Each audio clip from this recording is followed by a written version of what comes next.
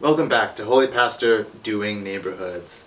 You've made it to senior year, just one more class to graduate.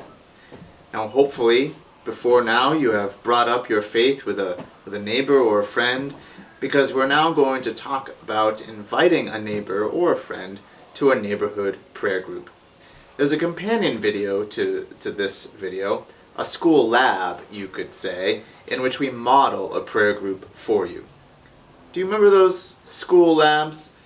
If you do, they were the worst. I was always sick when we were doing them in high school, especially before dissecting those frogs.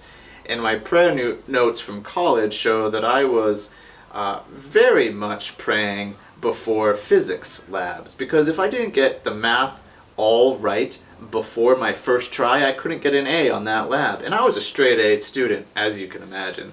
So you can also imagine the pressure that I felt before those labs.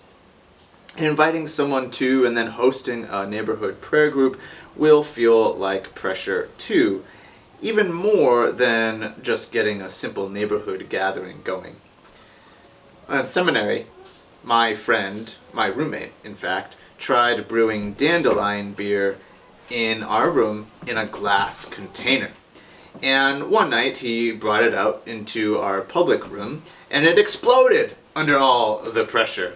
There were multiple hospitalizations, hours of cleanup, that kind of pressure.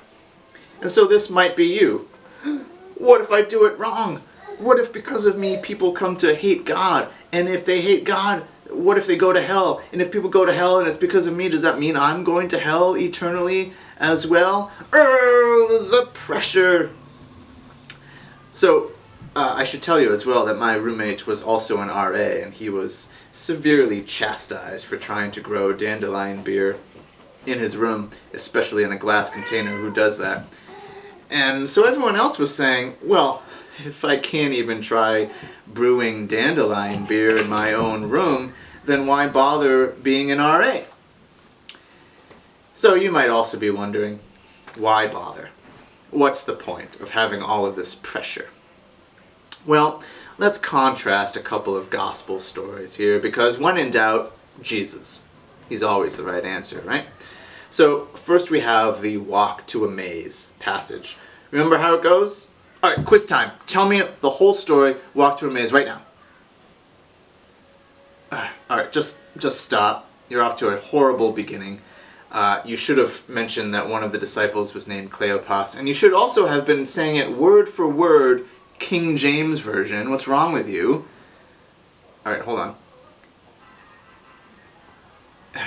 Okay, my producers are whispering to me that not everyone has the Bible memorized by heart like I do, so I guess I need to let you off the hook for today. But anyway, I think you probably got the basic idea. There are two guys walking away from Jerusalem to Emmaus, and that's important. They're walking away from Jerusalem, even though they're disciples. Apparently they were there when the women told them about the resurrection, and yet they still are walking away from Jerusalem. So even though they were among the disciples, they clearly didn't believe or follow Jesus enough to want to stick around, see what happens next. It's essentially like they're saying, whatever, I believed, now I'll go home. It's sort of also like Sunday morning, right? I went to worship, I believe, now I'll go home, by myself. As if the having been there once for a little bit is enough. But then on the other hand, we have the rest of the disciples, the ones cool enough to get names, you know? And they are gathered together in a locked room.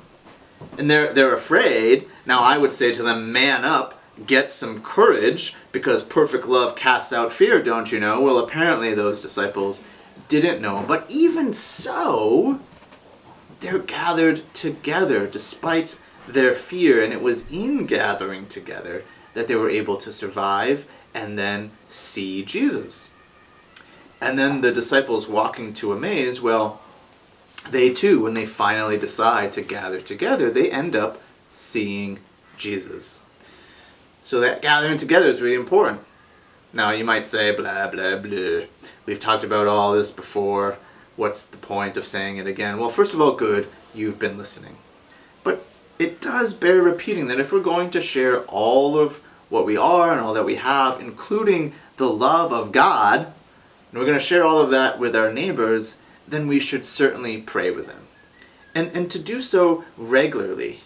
You know, we've talked about introducing prayer into our conversations with our neighbors or friends or other people, and that's great when the occasion arises, but we should also make regular opportunities to gather together and pray and to see Jesus.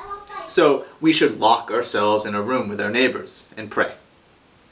I mean, maybe not like lock ourselves in a room, because that would probably creep out your neighbors, but you get the point. So if you've gotten here and your neighborhood is working well, or you know it could work well with just a little bit more time and effort, then consider this. You've already done the hard work. Now all you need to do is, at another neighborhood gathering, say, hey, you know, I know this is a little awkward, but can we pray together? Because I'm just so thankful for this time that we've had together. And then you pray, saying thanks for all the fun and all that. And then you say, you know, I don't know, if you didn't mind that, I would love if we could get together to pray together regularly. Would any of you like to join me? It's as simple as that. Or maybe, after your neighborhood has had some gatherings, you might decide to approach individual neighbors and ask them one-on-one if they would be interested in joining a neighborhood prayer gathering. Depending on who you are and depending on your neighbors, of course, that might be the easiest thing. But either way, bam! You've got a neighborhood prayer gathering. Just like that. Easy peasy, give me that A+, because I am out of here. God will be pleased, knowing that you have your neighborhood growing into a true community, especially a true spiritual community. Whether anyone knows it or not, that's how we share God's love most effectively. If we're able to get to this final step of not only having our neighborhood gathering together, but also these neighborhood prayer groups, then we are rocking. You don't need to learn anything new to get them going. You just need to ask. So check out installment 9B for what a neighborhood prayer group might look like. Otherwise, Holy Pastor is off to his second job, sleeping, taking a nap, because all of this has been exhausting. So until next time, keep it holy, friends.